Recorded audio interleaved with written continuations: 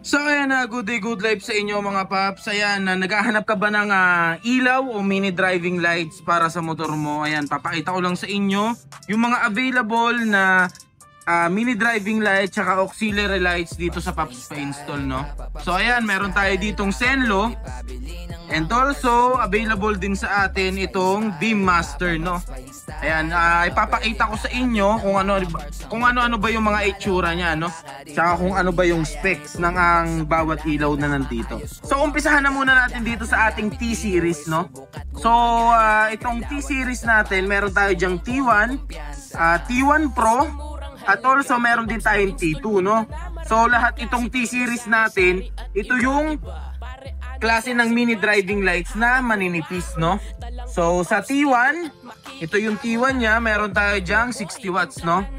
Manipis lang. And also meron pa rin siyang fan. Tapos dito naman tayo sa T1 Pro, 70 watts to mga paps. Ayan, mas malaki ng bahagya dito sa T1 60 watts natin. So ayan, dito naman tayo, dako naman tayo dito sa ano ba to? Sa T2, no? So manipis pa rin naman siya. Kagandahan lang sa kanya is dalawa na yung kanyang parang bulb, no? Dalawa yung nakaumbok na lens.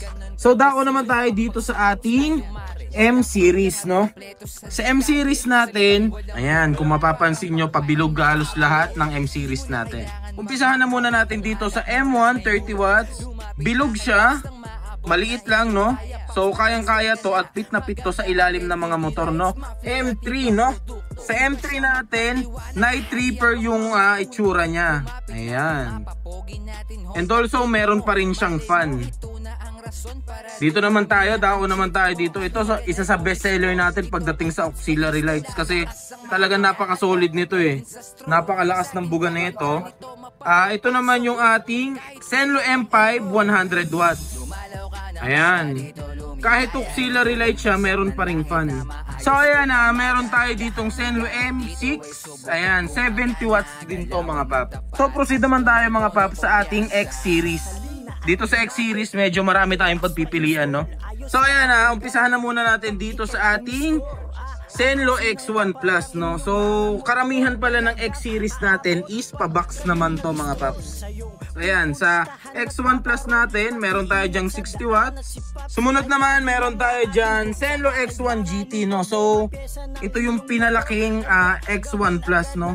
Kung mapapansin nyo, yung lens nya talaga nakaumbok, no? So mas wide yung buga ng ilaw nya.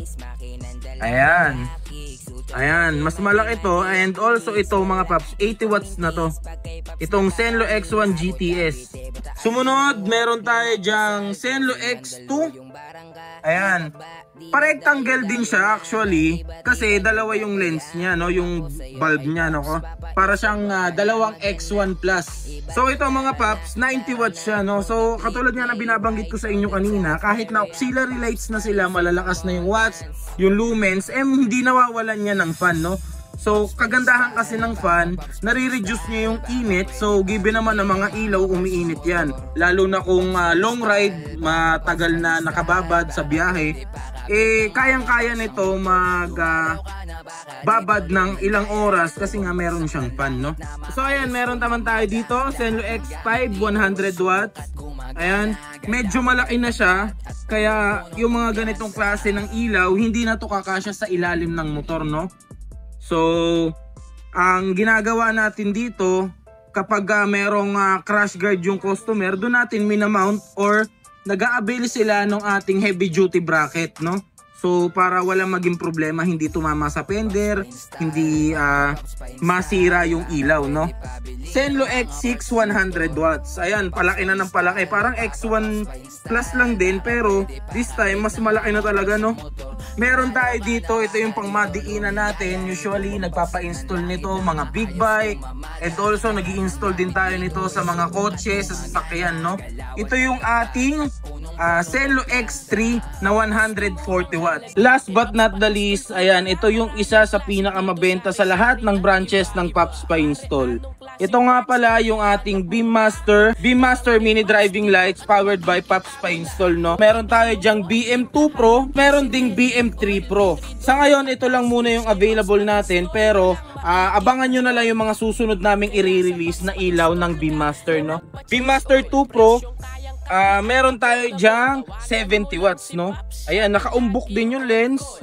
Ayan, kayang-kaya rin to sa ilalim, no? Pit na pit pa rin to sa ilalim ng mga motor nyo. At meron pa rin siyang fan. Sa BM3 Pro naman natin, ayan, manipis lang.